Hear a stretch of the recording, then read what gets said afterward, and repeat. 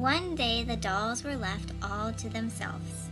Their little mistress had placed them all around the room and told them to be nice children while she was away. And there they sat and never even so much as wiggled a finger until their mistress had left the room.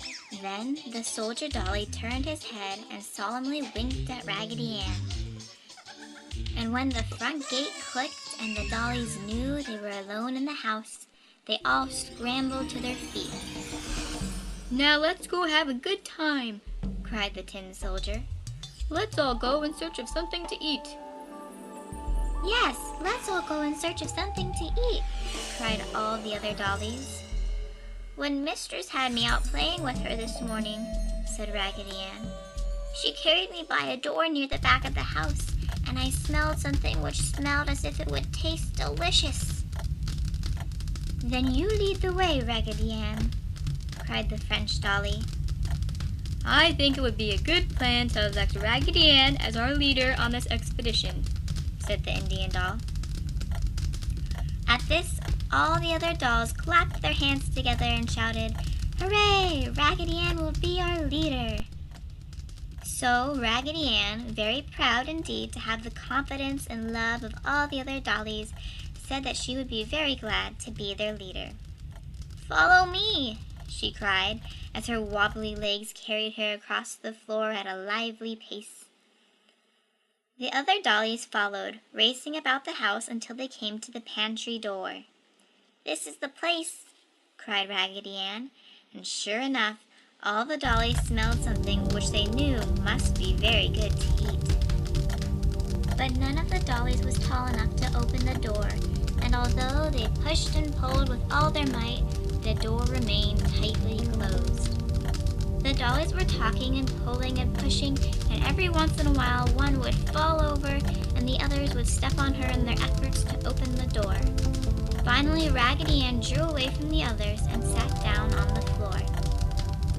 When the other dollies discovered Raggedy Ann sitting there, running her rag hands through her yarn hair, they knew she was thinking. "Shh! Shh!" they said to each other, and quietly went over near Raggedy Ann and sat down in front of her. "There must be a way to get inside," said Raggedy Ann.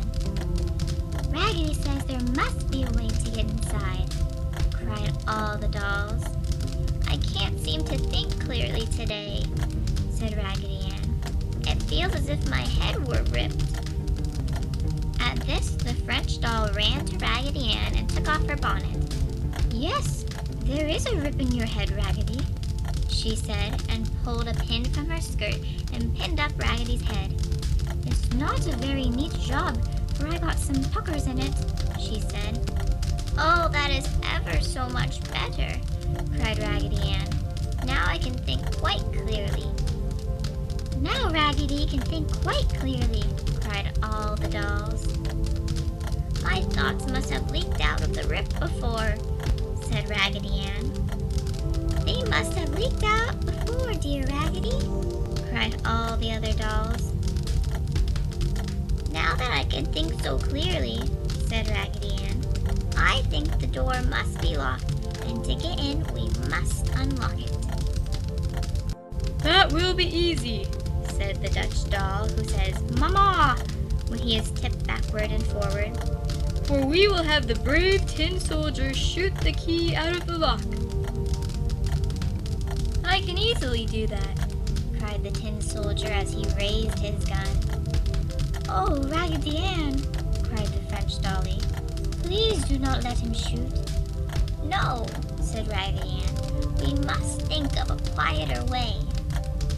After thinking quite hard for a moment, Raggedy Ann jumped up and said, "I have it!" And she caught up the jumping Jack and held him up to the door. Then Jack slid up his stick and unlocked the door. Then the dollies all pushed and the doors swung open. My, such a scramble! The dolls piled over one another in their desire to be the first at the goodies. They swarmed upon the pantry shelves, and in their eagerness spilled a pitcher of cream which ran all over the French dolly's dress. The Indian doll found some cornbread, and dipping it in the molasses, he sat down for a good feast. A jar of raspberry jam was overturned, and the dollies ate of this until their faces were all purple. The tin soldier fell from the shelf 3 times and bent one of his tin legs, but he scrambled right back up again. Never had the dollies had so much fun and excitement, and they had all eaten their fill when they heard the click of the front gate. They did not take time to climb from the shelves, but all rolled or jumped off to the floor and scrambled back to the room as fast as they could run, leaving a trail of breadcrumbs and jam along the way. Just as their mistress came into the room, the dolls dropped in whatever positions they happened to be in. "This is funny," cried Mistress. "They were all left sitting in their places around the room. I wonder if Fido has been shaking them up." Then she saw Raggedy Ann's face and picked her up. "Why, Raggedy Ann, you are all sticky. I do believe you are covered with jam." And Mistress tasted Raggedy Ann's hand. "Yes, it's jam! Shame on you, Raggedy Ann. You've been in the pantry, and all the others too." And with this, the doll's mistress dropped Raggedy Ann on the floor and left the room. When she came back, she had on an apron and her sleeves were rolled up. She picked up all the sticky dolls and putting them in a basket, she carried them out under the apple tree in the garden.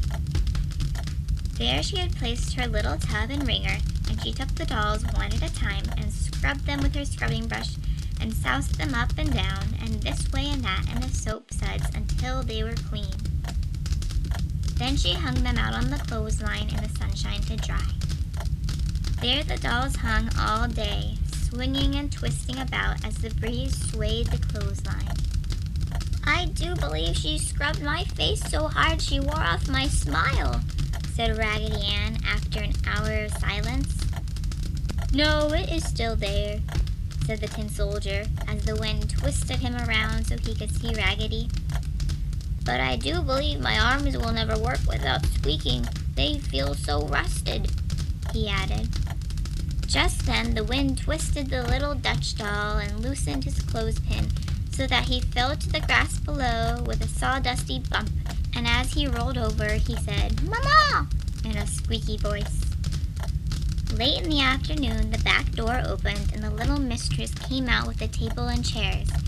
After setting the table, she took all the dolls from the line and placed them about the table. They had lemonade with grape jelly in it, which made it a beautiful lavender color, and little baby teeny weeny cookies with powdered sugar on them.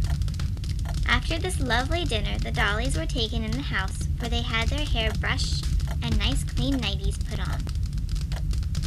Then they were placed in their beds, and Mistress kissed each one good night and tiptoed from the room. All the dolls lay as still as mice for a few minutes. Then Raggedy Ann raised up on her cotton-stuffed elbows and said, "I have been thinking." "Shh!" said all the other dollies. "Raggedy has been thinking." "Yes," said Raggedy Ann, "I have been thinking. Our mistress gave us the nice dinner out under the trees to teach us a lesson. She wished us to know that we could have had all the goodies we wished, whenever we wished, if we would have behaved ourselves. And our lesson was that we must never take without asking what we could always have for asking. So let us all remember and try never again to do anything which might cause those who love us any unhappiness." "Let us all remember," chimed all the other dollies. And Raggedy Ann, with a merry twinkle in her shoe-button eyes, lay back in her little bed, her cotton head filled with thoughts of love and happiness. But such a comical-looking Raggedy Ann! Mama had to smile in spite of her sympathy, for Raggedy Ann looked ridiculous. Dinah's big eyes rolled out in a troubled manner, for Marcella had snatched Raggedy Ann from Dinah's hand as she cried, "Why, Dinah, how could you?" Dinah could not quite understand, and as she dearly loved Marcella, she was troubled. Raggedy Ann was not in the least downhearted when she felt she must look very funny. She continued to smile, but with a more expansive